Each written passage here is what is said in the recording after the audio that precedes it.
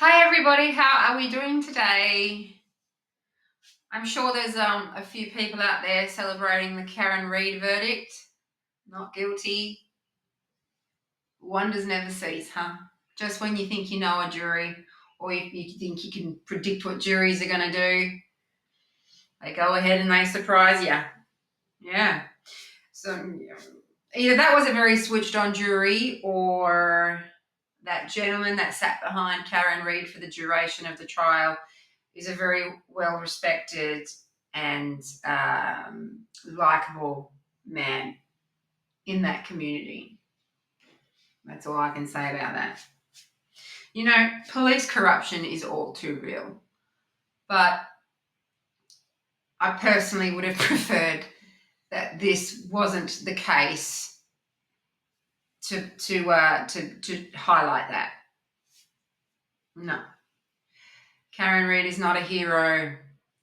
She's no poster girl. She's no advocate. She's no campaigner. Mm-mm. This was not the case for that, but it's happened. So anyway, what am I here for? I'm here to talk about the hearing that just happened for Brian Kohberger. There were two portions to that. The first one was the public hearing where we were allowed to know what was going on, and it was your standard fare about the continuance. Nothing much was new. The defence and Taylor were saying there's just too much discovery for me to provide effective counsel. Can't be across my brief, especially in a capital case, yada, yada, yada. The one bit that did catch my ear when she was speaking was she was talking about how imperative it was to be able to interview collateral witnesses, not just Brian and his parents. I found that interesting. I mean, I could be reading too much into it, but to me it just sounds like they don't have access to certain family members. I mean, she complained that they don't have access to a lot of people, but just the way she worded it, she's very deliberate with the way she says things, and by pointing out that, she needed more than just Kohberger and his parents, it made me think, maybe you don't have access to the sisters, or maybe she just meant extended family. Either way, that was just something that stood out to me. So, she said her piece, and then we moved on to Mr. Hurwitz, which I don't think we've ever heard from before. And he focused primarily on what the legal standard, and you hear about the legal standard a lot when it comes to law, because they have their own standard. They don't really care about what the public standard is. They have their standard. So he talked about the legal standard for this proceeding, for this trial to go forward, and he said, if this trial were to go forward at this juncture, would that be violating Mr. Kohberger's rights or prejudice him in any way unfairly? And he argued that the proceedings shouldn't hinge on future proceedings of an appeal, right? He referred to it as the defence's subjective prospective beliefs. Right. That's how he referred to Anne Taylor wanting a continuance, which is sort of disingenuous if you think about it, considering the defence basically has to have all of their mitigation ducks in a row if, in the face of a guilty verdict. So, yeah. That to me seems like ripe for reform right there, when you take into account that you're dealing with terabytes of data now, Law firms are engaging artificial intelligence software to be able to get through all of that data. It's I think it was over 60 terabytes of data. That's a lot of discovery. That's a lot of information. So that's something that is ripe for reform. If the legal fraternity possibly maybe wanted to address that, especially in a death penalty case, this case is already pretty circumstantial. Well, on the face of it, with what we know, it's quite circumstantial. And we shouldn't just be sending people to the death penalty on circumstance. If you're going to send someone to the firing squad, you'd want to be 100% sure. Surely, it's not just your average sort of run of the mill case. You'd want to be sure. So that's from me, from a layman, and how I, saw everything that went down today. Hitler seems to, he pretty much said, well, I reserve my right to change my mind, but as of now, let's just continue as though this trial is going ahead in August. So, yeah. And to be honest, I'd prefer it that it go ahead in August. As other commentators have said, I'm referring to Mr. Embry again, but yeah, the defence probably just wants to get the death penalty off the table, and then they're good to go. So we'll see how that all pans out. Yeah, what else have I got? Oh, they also talked about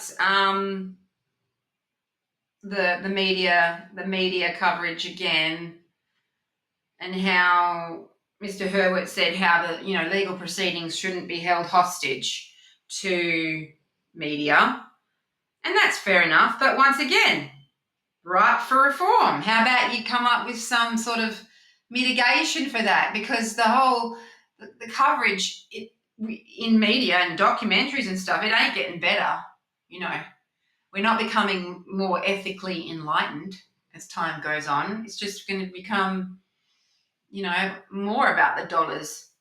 Netflix, Amazon, books. It's not going to get better. So maybe the courts should start looking at how they deal with that and its impact on a defendant for them to be able to get a fair trial. Because voir dire, really questioning jurors before that, come on, we're absolutely saturated in social media, and there's no way that someone hasn't heard about the Idaho 4. So there's that. What else happened? Oh, the DoorDasher. The DoorDasher. We met her. Apparently she was in the probable cause affidavit. I think that's what it's called. Apparently, because I was listening to Mr. Fixler this morning with Mr. Ritter, and apparently the DoorDasher was mentioned in the probable cause affidavit, so they knew it was a female, but I don't know if she was referred to as an eyewitness. As far as we were concerned, Dylan Mortensen was the only living eyewitness who saw the perpetrator. So I think the timing of this very credible witness is interesting. And like I've said before, if you want to go and do a little bit of, what's the word, getting yourself an alternative view, go and have a look at Mr. Embry, go and have a look at Truth and Transparency, Translucent. These are online sources that sort of broke this story before it was officially confirmed and verified in the legacy media. There's always a little bit of a delay because, the legacy media, like the Idaho Statesman, they have a standard. They can't just, run their mouth without the goods. So, yeah. So, yes, we have the DoorDasher. Lovely lady. from what I could see. She's a beauty. What else? What else happened to me this week when I was looking into this case? I was listening to some Linda Lane footage. I don't think I'm going to do that again. Yeah, I might have come across my first experience with deep fakes when it comes to audio. I've never done that before. I've never encountered that before.